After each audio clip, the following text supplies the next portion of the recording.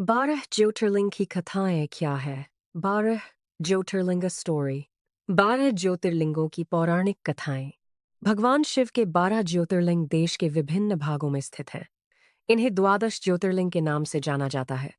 इन ज्योतिर्लिंगों के दर्शन और पूजन से भक्तों के विभिन्न जन्मों के सभी पाप नष्ट हो जाते हैं। वे भगवान शिव हैं।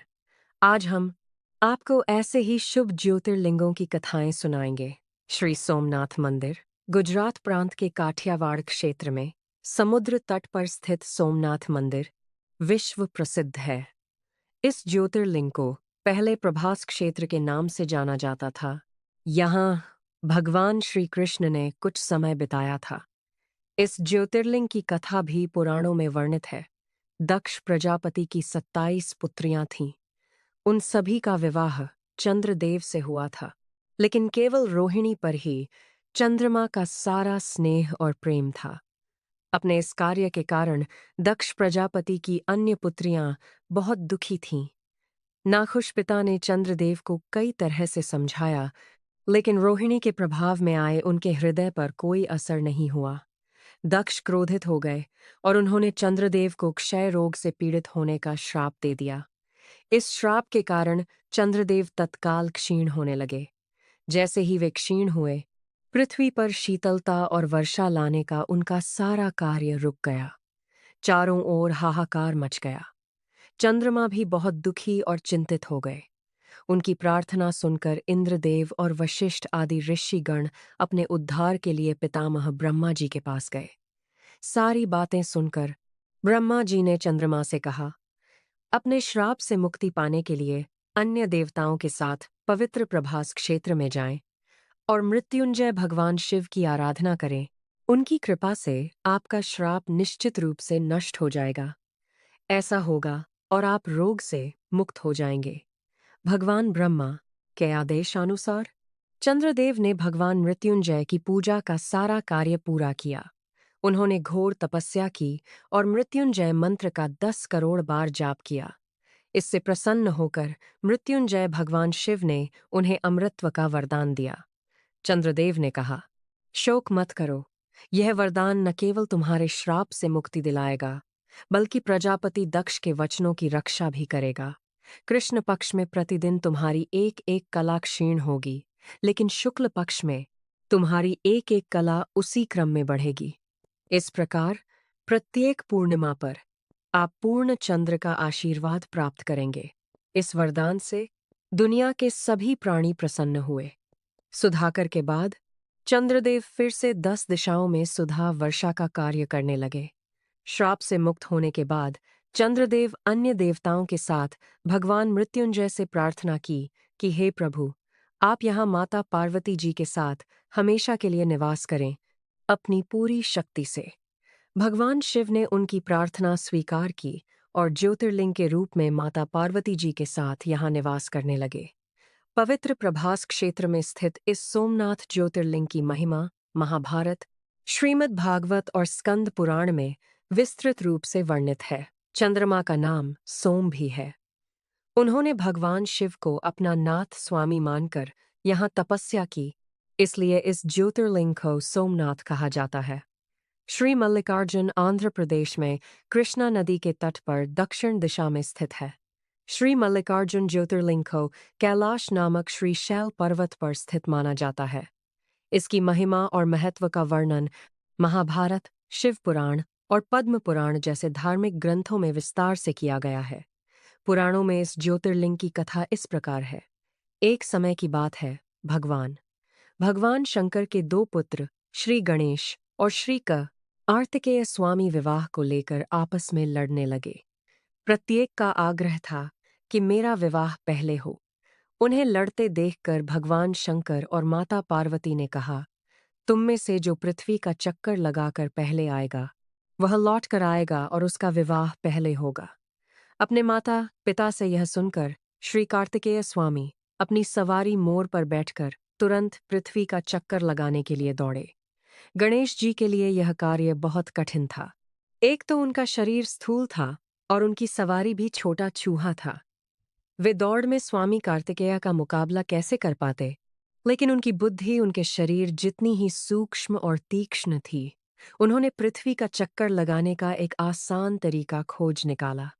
अपने पिता के सामने बैठी माँ, अपने पिता की पूजा करने के बाद उन्होंने पृथ्वी का चक्कर लगाने के बजाय अपने पिता का 7 बार चक्कर लगाकर और अपने माता पिता का चक्कर लगाकर अपना कार्य पूरा किया।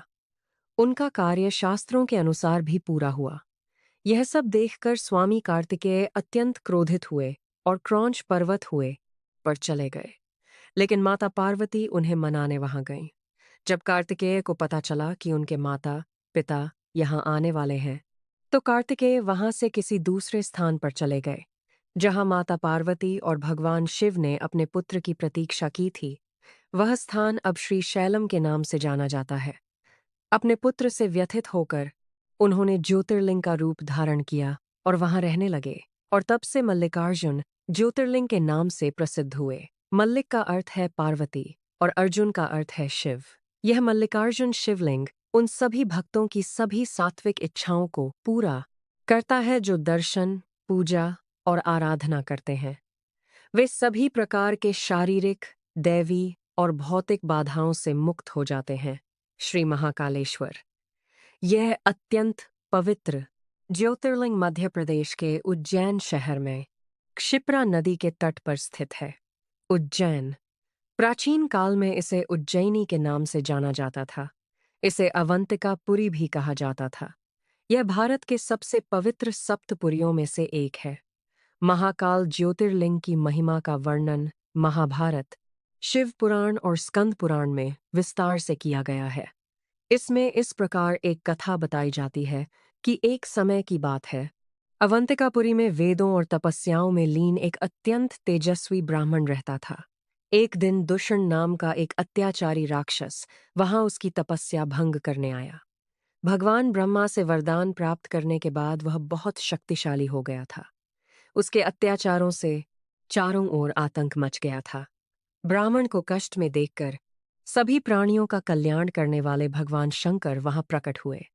केवल एक गर्जना से उन्होंने उस क्रूर अत्याचारी राक्षस को भस्म कर दिया। ब्राह्मणों ने महादेव से यहाँ निवास करने की प्रार्थना की। ब्राह्मणों की प्रार्थना से प्रसन्न होकर भगवान शिव महाकालेश्वर ज्योतिर्लिंग के रूप में यहाँ निवास करने लगे। प्रभु गर्जना के साथ वहां प्रकट हुए, इसलिए उनका नाम महाकाल पड़ा। इसलिए अत्यंत पवित्र ज्योतिर्लिंग महाकाल के नाम से जाना जाता है। भगवान शिव समय के स्वामी हैं। वे अंत तक यहीं रहेंगे, इसलिए उन्हें महाकाल कहा जाने लगा। यह ज्योतिर्लिंग मध्य प्रदेश में पवित्र नर्मदा नदी के तट पर स्थित ओंकार पर्वत पर स्थित है। इस स्थान पर नर्मदा के 2 धाराओं में बूट जाने के कारण बीच में एक द्वीप का निर्माण हुआ। ये द्वीप मंदाता पर्वत या शिवपुरी कहलाता है। नदी की एक धारा इस पर्वत के उत्तर में और दूसरी दक्षिण में बहती है। दक्षिणी धारा को मुख्य धारा माना जाता है। श्री ओंकारेश्वर ज्योतिर्लिंग का मंदिर इसी मंदाता पर्वत पर स्थित है। प्राचीन काल में महाराज दाता ने इस पर्वत पर भगवान शिव की घोर तपस्या करके उन्हें प्रसन्न किया था, इसलिए यह पर्वत मंदाता पर्वत के नाम से जाना जाने लगा। इस ओंकारेश्वर ज्योतिर्लिंग के 2 रूप हैं। एक को मामलेश्वर के नाम से जाना जाता है। यह नर्मदा के दक्षिणी तट पर ओंकारेश्वर से थोड़ी दूरी पर स्थित है। अलग होने के बावजूद दोनों को एक ही गिना जाता है। पुराणों में शिवलिंग के 2 रूपों की कथा इस प्रकार है। एक बार विंध्य ने 6 महीने तक कठिन तपस्या और पार्थिव पूजा के साथ भगवान शिव की आराधना की। शंकर जी उनकी पूजा से प्रसन्न हुए। वे वहां प्रकट हुए और विंध्य को इच्छित वरदान दिया। विंध्याचल को यह वरदान मिलने के अवसर पर कई ऋषि मुनि भी वहां आए। उनकी प्रार्थना पर भगवान शिव ने अपने ओंकारेश्वर को 2 भागों में विभाजित किया। एक का नाम ओंकारेश्वर और दूसरे का नाम मामलेश्वर रखा गया। यद्यपि स्थान और मंदिर अलग अलग हैं, दोनों की शक्ति और रूप एक समान माना जाता है। ओंकारेश्वर भगवान शिव का एकमात्र मंदिर है जहां प्रतिदिन गुप्त आरती की जाती है। इस दौरान पुजारी के अलावा कोई भी गर्भगृह में प्रवेश नहीं कर सकता। शिव पुराण में इस ज्योतिर्लिंग का उल्लेख है। इसकी महिमा का विस्तार से वर्णन किया गया है। और श्री ओंकारेश्वर और श्री मामलेश्वर के दर्शन का पुण्य भी बताया गया है। नर्मदा में स्नान का महात्म्य भी बताया गया है। श्री केदारनाथ ज्योतिर्लिंग हिमालय में केदार नामक चोटी पर स्थित है। पुराणों और शास्त्रों में श्री केदारेश्वर ज्योतिर्लिंग का वर्णन है। चोटी की महिमा का बार बार वर्णन किया गया है। इस चोटी के पश्चिमी भाग में पुण्य मंदाकिनी नदी के तट पर स्थित श्री केदारेश्वर महादेव का मंदिर अपने स्वभाव से ही हमें धर्म और आध्यात्मिकता की ओर बढ़ने का संदेश देता है। चोटी के पूर्व में अलकनंदा के सुरम्य तट पर बद्रीनाथ का सबसे प्रसिद्ध मंदिर अलकनंद दा और धौली नदियां हैं। ये दोनों नदियां नीचे रुद्रप्रयाग में मिलती हैं। इन दोनों नदियों की संयुक्त धारा और नीचे देवप्रयाग में भगीरथी गंगा से मिलती है। इस प्रकार जो पवित्र गंगा में स्नान करते हैं उन्हें भी श्री केदारेश्वर और बद्रीनाथ के चरणों को धोने वाले जल का स्पर्श प्राप्त होता है। कहा जाता है कि यह मंदिर समुद्र तल से लगभग 12,000 फीट की ऊंचाई पर स्थित है। सर्दियों में खराब मौसम की स्थिति के कारण यह मंदिर वर्ष में 6 महीने खुला रहता है। पवित्र केदारनाथ मंदिर के बारे में कहा जाता है कि इसका निर्माण 8वीं शताब्दी ईस्वी में हिंदू गुरु आदि शंकराचार्य ने किया था। आदि शंकराचार्य ने उस स्थान का पुनर्निर्माण किया जहां माना जाता है कि महाभारत के पांडवों ने 8वीं शताब्दी ईस्वी में एक शिव मंदिर बनवाया था। किंवदंती के अनुसार यह कहा जाता है कि पांडव अपने कौरव भाइयों को नष्ट करना चाहते थे। बाद में अपने पापों का प्रायश्चित करने के लिए वे भगवान शिव से क्षमा मांगना चाहते थे, लेकिन भगवान शिव उनसे मिलना नहीं चाहते थे। इसके बाद भगवान शिव गुप्त स्थान पर छिप गए, जहां आज केदारनाथ का ज्योतिर्लिंग स्थित है। पांडवों और द्रौपदी ने एक बैल देखा जो अन्य बैलों को मार रहा था। बैल बहुत अनोखा था। पांडवों में से भीम ने उसे पहचाना कि वह बैल कोई और नहीं बल्कि भगवान शिव थे। भगवान शिव जो उनसे छिप रहे थे नंदी बैल के रूप में थे। भीम ने बैल को पकड़ने की कोशिश की लेकिन सफल नहीं हो सका। बैल जमीन में धंस गया था। भीम ने बैल की पूंछ पकड़कर उसे बाहर खींचने की कोशिश की लेकिन वह सफल नहीं हो सका। इसके बाद भगवान शिव ने खुद को और नीचे धकेला और विभिन्न स्थानों पर केवल कुछ हिस्सों में प्रकट हुए, जैसे कि उनकी पीठ का ऊपरी हिस्सा केदारनाथ में, भुजाएं तुंगनाथ में, नाभि और पेट मध्य महेश्वर में, मुख रुद्रनाथ में और बच्चे का सिर कपाल कल्पेश्वर में प्रकट हुआ। पांडवों ने शिव की पूजा के लिए इन 5 केदारों पर मंदिर बनवाए, जिससे वे अपने पापों से मुक्त हुए। और भगवान शिव ने इस पवित्र स्थान केदारनाथ में त्रिकोणीय रूप में रहने का वचन दिया। इसीलिए केदारनाथ भक्तों द्वारा इतना प्रसिद्ध और पूजनीय है। यह भगवान शिव का ज्योतिर्लिंग इतना चमत्कारी है कि केदारनाथ में आई भयानक बाढ़ भी इसे हिला नहीं सकी। 2013 में जब बाढ़ आई, जब पानी पहाड़ से नीचे बह रहा था, एक विशाल पत्थर उस पानी में लुढ़क कर मंदिर के पास रुक गया, जिसके कारण पानी का प्रवाह 2 भागों में बंट गया और मंदिर को कुछ नहीं हुआ। इसीलिए अब यह चमत्कारी पत्थर भीमशंकर ज्योतिर्लिंग को भीमशिला के नाम से जाना जाता है। यह ज्योतिर्लिंग पुणे से लगभग 100 किलोमीटर दूर सह्याद्री की पहाड़ियों पर स्थित है। इसे भीमशंकर भी कहा जाता है। इस ज्योतिर्लिंग की स्थापना के बारे में यह कहानी बताई जाती है। प्राचीन काल में भीम नाम का एक महान व्यक्ति था। वह एक भयंकर राक्षस था। वह अपनी मां के साथ कामरूप राज्य में रहता था। वह महान राक्षस राजा रावण के छोटे भाई कुंभकर्ण का पुत्र था, लेकिन उसने अपने पिता को कभी नहीं देखा था। कुंभकर्ण भगवान राम द्वारा होश में आने से पहले ही मार दिया गया था। जब वह युवावस्था में पहुंचा तो उसकी मां ने उसे सब कुछ बताया। भगवान विष्णु के अवतार श्री रामचंद्र जी द्वारा अपने पिता के मारे जाने की बात सुनकर महाबली बहुत क्रोधित हुआ। अब वह भगवान श्री हरि को मारने के तरीके सोचने लगा। अपनी इच्छा को प्राप्त करने के लिए 1000 साल की कठिन तपस्या से प्रसन्न होकर ब्रह्मा जी ने उसे दुनिया जीतने का वरदान दिया।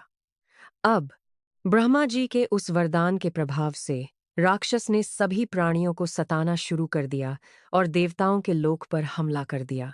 ऐसा करके उसने इंद्र जैसे सभी देवताओं को वहां से खदेड़ दिया।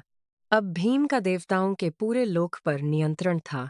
उसने कामरूप के परम शिव भक्त राजा सुदिनम को अपना बनाया और अपने मंत्रियों और सेवकों के साथ उसे बंदी बना लिया।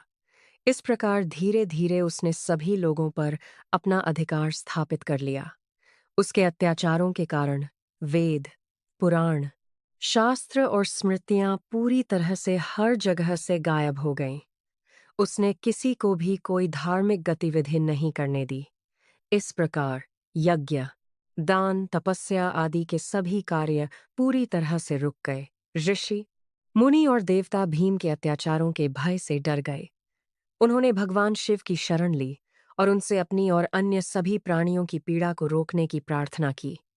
उनकी प्रार्थना सुनकर भगवान शिव ने कहा, मैं शीघ्र ही उस अत्याचारी राक्षस को मारूंगा। उसने मेरे प्रिय भक्त राजा कामरूप को भी अपने सेवकों सहित बंदी बना लिया है। यह देखकर कि लोग पार्थिव शिवलिंग को रखकर पूजा कर रहे थे, राक्षस भीम क्रोध से मदहोश होकर अपनी तलवार से पार्थिव शिवलिंग पर हमला कर दिया। लेकिन उसकी तलवार शिवलिंग को छूने से पहले ही भगवान शंकर उसमें से प्रकट हुए। भगवान शिव के इस अद्भुत कार्य को देखकर सभी ऋषि, मुनि और देवता वहां एकत्रित हुए और उनकी स्तुति करने लगे। लोगों ने भगवान शिव से प्रार्थना की कि हे महादेव, आप लोगों के कल्याण के लिए यहाँ हमेशा रहें।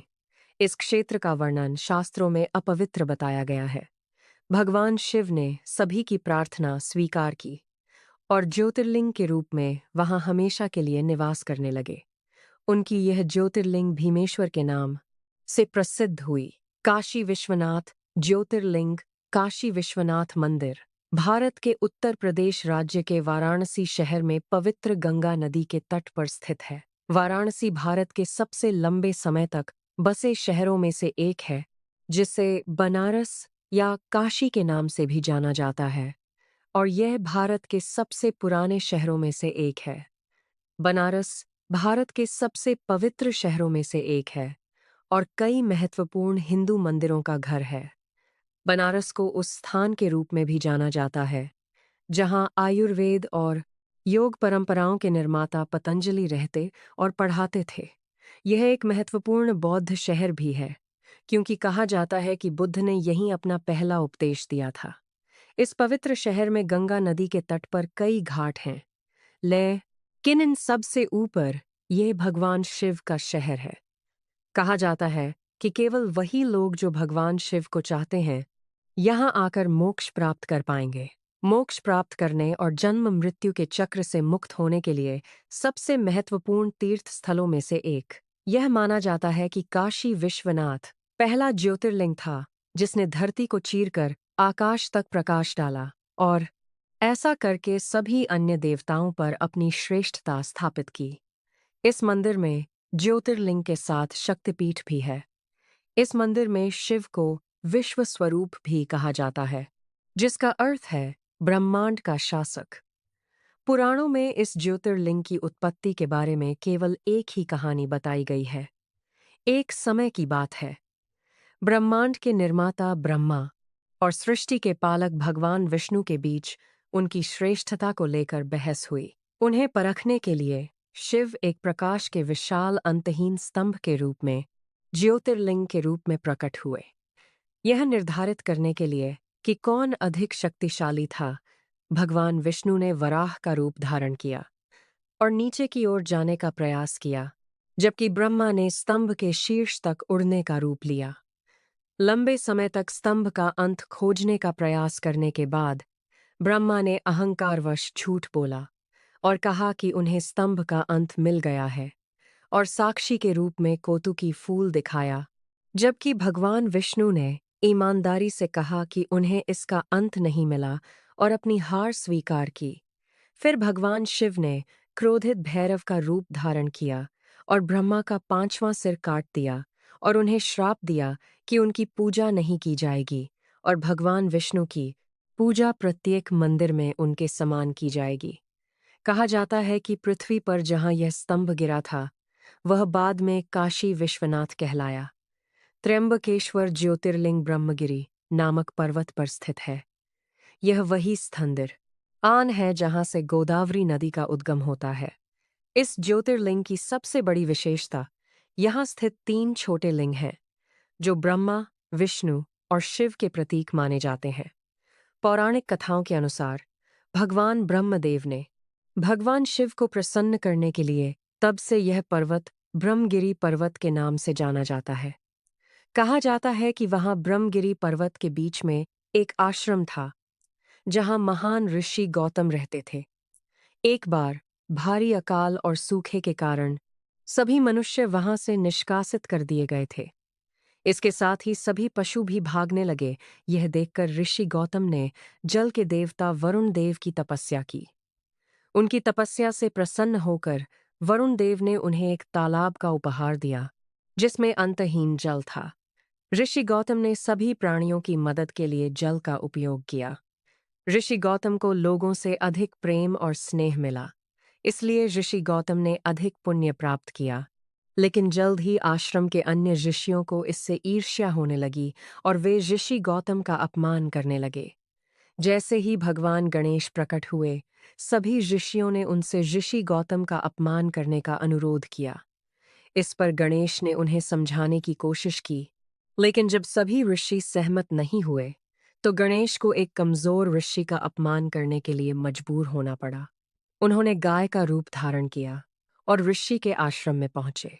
गाय की ऐसी स्थिति देखकर ऋषि गौतम ने गाय को कुछ चारा प्रदान किया, लेकिन जैसे ही गाय ने चारा खाया, वह तुरंत मर गई। जिसके बाद सभी ऋषि वहां आए और गौहत्या का पाप किया। ऋषि गौतम ने गौहत्या के पाप से मुक्ति के लिए भगवान शिव को प्रसन्न करने हेतु इस पहाड़ी पर तपस्या की। भगवान शिव प्रसन्न हुए और ऋषि गौतम से पूछा कि वे क्या चाहते हैं गौहत्या के पाप के लिए। भगवान शिव को मां गंगा के जल में स्नान कर रोग से मुक्ति चाहिए थी। भगवान शिव ने गौतम ऋषि की इच्छा स्वीकार की और ब्रह्मगिरी पर्वत पर मां गंगा का जल भेजा। लेकिन गंगा नदी बार बार वहां से गायब हो जाती थी, क्योंकि मां गंगा वहां थीं, अकेले नहीं जाना चाहती थीं। गंगा माता ने आगे भगवान शिव से त्रयंबकेश्वर में उनके साथ रहने की प्रार्थना की और भगवान शिव ने गंगा माता की प्रार्थना स्वीकार की और भूमि से त्रयंबकेश्वर के रूप में ज्योतिर्लिंग उत्पन्न हुआ, जो आज त्र्यंबकेश्वर ज्योतिर्लिंग के नाम से जाना जाता है। वैद्यनाथ ज्योतिर्लिंग को वैद्यनाथ ज्योतिर्लिंग के नाम से जाना जाता है। यह झारखंड राज्य के देवघर में स्थित है। ज्योतिर्लिंग को सिद्ध पीठ भी कहा जाता है, जहां भक्तों की इच्छाएं शीघ्र पूरी होती हैं। पौराणिक कथाओं के अनुसार रावण हिमालय क्षेत्र में भगवान शिव को प्रसन्न करने के लिए तपस्या कर रहा है। उसने भगवान शिव को अपने 9 सिरों की आहुति दी थी।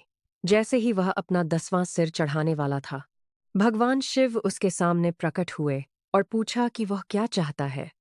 रावण ने उनसे कामना ज्योतिर्लिंग को लंका द्वीप ले जाने के लिए कहा और शिव से कैलाश से भगवान शिव ने रावण के अनुरोध को स्वीकार कर लिया, लेकिन एक शर्त के साथ कि यदि लिंग रास्ते में कहीं भी रखा गया तो वह देवताओं का स्थायी निवास बन जाएगा और उसे कभी नहीं हटाया जा सकेगा। यह सुनकर कि भगवान शिव ने कैलाश पर्वत पर अपना निवास छोड़ दिया, सभी देवता और देवियां चिंतित हो गए। उन्होंने भगवान विष्णु से समाधान पूछा। भगवान विष्णु ने जल से जुड़े देवता वरुण देव से रावण के पेट में प्रवेश करने को कहा, जिससे अधिक देवता और देवियां हुईं। कहानी कहती है कि भगवान विष्णु ने एक ग्वाले का रूप धारण किया। जब रावण लघुशंका के लिए गया तो उसने उस ग्वाले को एक लिंग दिया। भगवान वरुण की उपस्थिति के कारण रावण ने लघुशंका की। इसे देने में बहुत लंबा समय लगा। लंबे समय तक रावण के इंतजार करने के बाद ग्वाला क्रोधित हो गया। फिर उसने लिंग को जमीन पर रख दिया और वहां से चला गया। लौटने पर रावण ने लिंग उठाने की कोशिश की, लेकिन असफल रहा। यह जानकर वह परेशान हो गया कि यह भगवान विष्णु का काम था और जाने से पहले रावण ने लिंग पर अपना अंगूठा दबा दिया, जिससे शिवलिंग आंशिक रूप से क्षतिग्रस्त हो गया। फिर शिवलिंग की ब्रह्मा, विष्णु और अन्य देवी देवताओं द्वारा पूजा की गई और उन्होंने वैद्यनाथ मंदिर का निर्माण किया। महादेव देवघर में कामना लिंग के अवतार के रूप में निवास करते हैं। नागेश्वर ज्योतिर्लिंग। नागेश्वर ज्योतिर्लिंग अंधा नाग था। महाराष्ट्र में स्थित है। महाराष्ट्र में स्थित है। पुराण में नागेश्वर ज्योतिर्लिंग के बारे में केवल एक ही कहानी दारुक नामक राक्षस की है, जिसने शिव भक्त सुप्रियो पर हमला किया और उसे अपने शहर दारुक वन में कई अन्य लोगों के साथ बंदी बना लिया, जो समुद्र के नीचे एक शहर था जिसमें समुद्री सांप और राक्षस रहते थे। सुप्रियो के तत्काल आग्रह पर कैदियों ने शिव के पवित्र मंत्र का जाप करना शुरू कर दिया, जिसके तुरंत बाद शिवाजी प्रकट हुए और राक्षसों का विनाश हुआ। जिसके बाद सुप्रियो ने विधिवत उस ज्योतिर्लिंग की पूजा की और शिवाजी से इस स्थान पर रहने का अनुरोध किया, जो आग के कारण नागेश्वर ज्योतिर्लिंग के नाम से प्रसिद्ध हुआ। रामेश्वरम ज्योतिर्लिंग रामेश्वरम तमिलनाडु के रामनाथपुरम जिले में है। रामेश्वरम शहर में स्थित इस मंदिर तक समुद्र पर पंबन पुल के माध्यम से पहुंचा जा सकता है। यह ज्योतिर्लिंग दुनिया के सबसे पुराने ज्योतिर्लिंगों में से एक माना जाता है। कहा जाता है कि यह ज्योतिर्लिंग रामायण काल जितना पुराना है, जो स्वयं रावण को मारने के बाद भगवान श्री राम ने स्वयं को ब्रह्म हत्या के पाप से बचाने के लिए भगवान शिव की पूजा करने हेतु मंदिर की स्थापना की थी। न केवल यह, बल्कि यह भी कहा जाता है कि आज के समय में रामेश्वरम मंदिर में पानी के 24 तालाब हैं। इसका निर्माण भगवान राम ने अपनी वानर सेना की प्यास बुझाने के लिए अपने तीरों से किया था। इस मंदिर के गलियारे को दुनिया का सबसे बड़ा गलियारा कहा जाता है, जो 1212 स्तंभों पर टिका है। कहा जाता है कि श्री राम ने श्रीलंका में राक्षस राजा रावण को मारा था।